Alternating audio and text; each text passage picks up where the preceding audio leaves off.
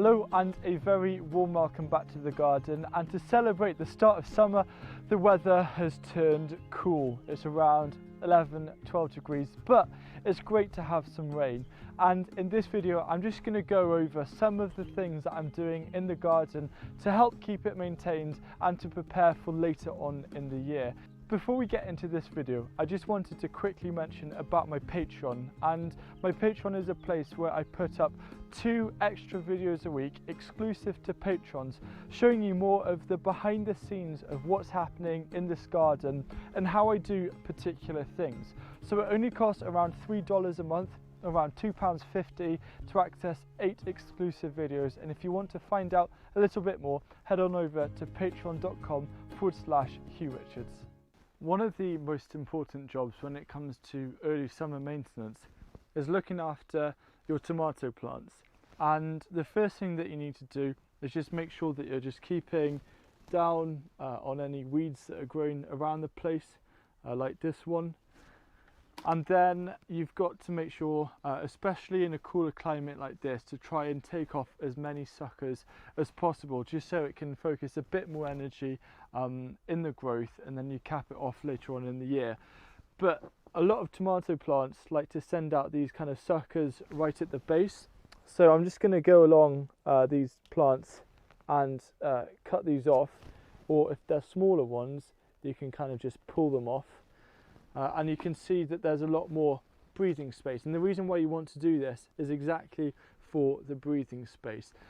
If there's not a good enough airflow around your tomato plants, they can encourage things like tomato blight.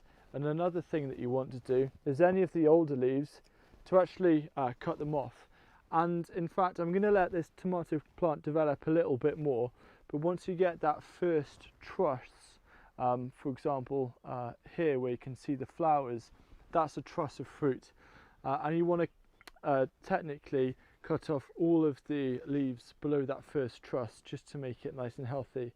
I've got another sucker coming off there, which is quite a big one, and then I'm going to take off this here, and you can already see just how much this is beginning to breathe.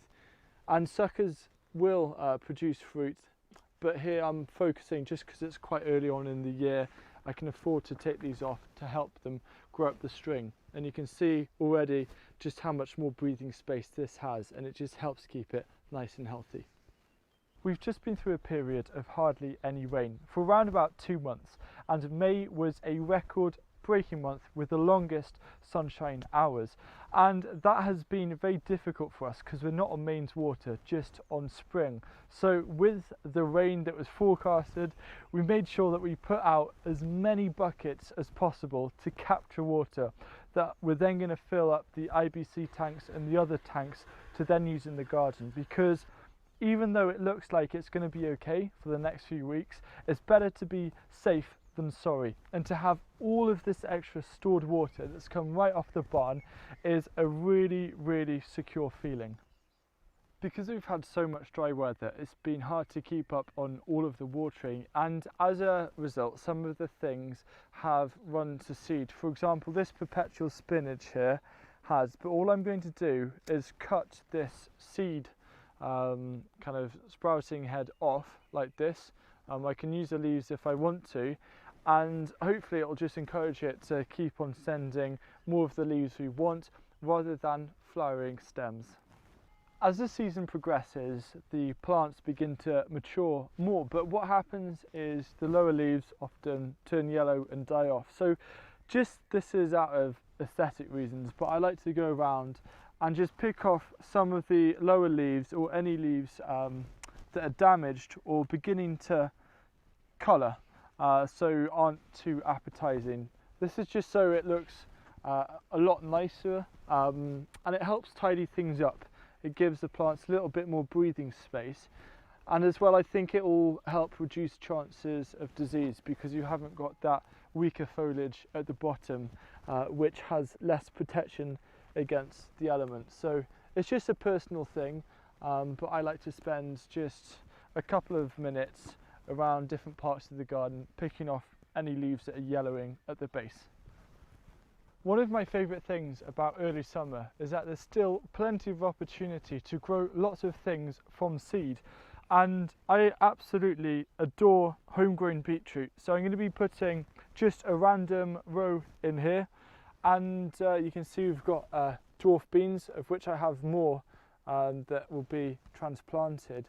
But if you're unsure on what you can or can't sow at this time of year, then you should definitely check out this video by Liz Zorab, and she goes over all of the main seeds and vegetable types that you can start sowing in June, so you can still get harvests later on in summer through to autumn and also through winter.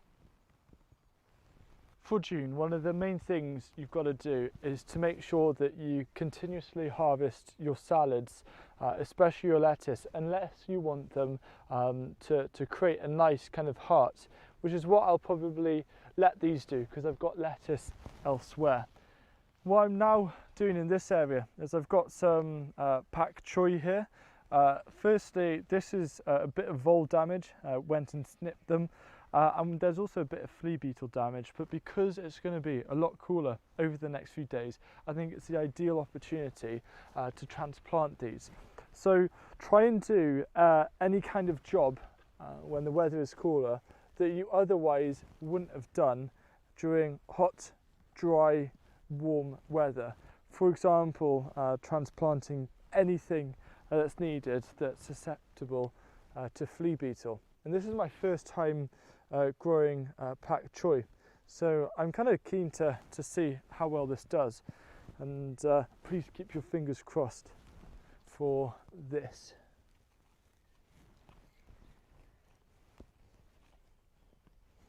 June is a month where you have so much growing in your garden, and often if you have a medium garden or lots of different things growing, you can forget at what stages things are.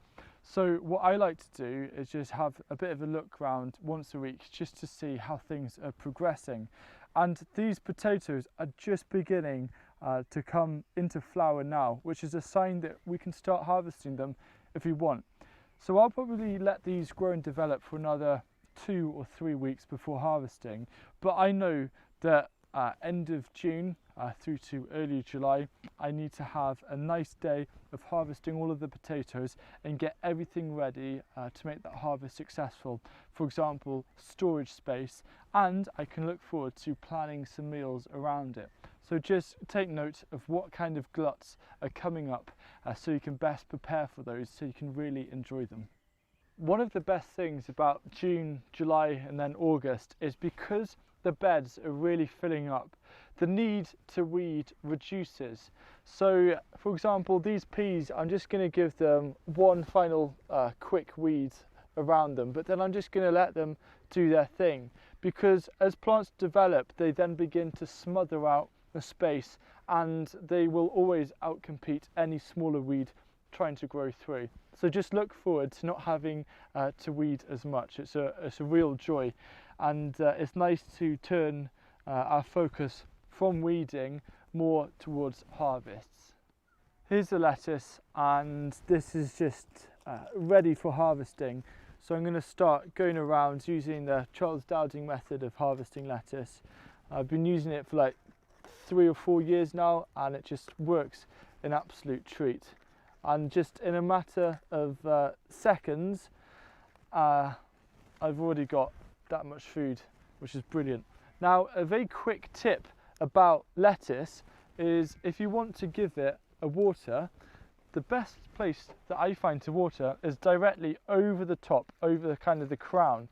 The reason why is that the water will then seep down and it will fall in and around the stem. So rather than trying to lift it up and then pour it around the stem, which can be a pain and damage the leaves, I just prefer to water lettuce over it. Now the final thing that I'd want to leave you with, the final thought, is after making note of what things are going to be ready to harvest, it's also important to make note of what empty space is going to happen or going to come out of those harvests. For example, the broad beans are going to be empty in probably around a month, and that's empty space that can be planted up. So just start thinking about things and crops that you can start off in modules to then transplant in around a month in that empty space to really try and get the most from it. So thank you very much for watching, and hopefully this has given you just a little bit of an idea about what I start to do and to prepare as we move into summer.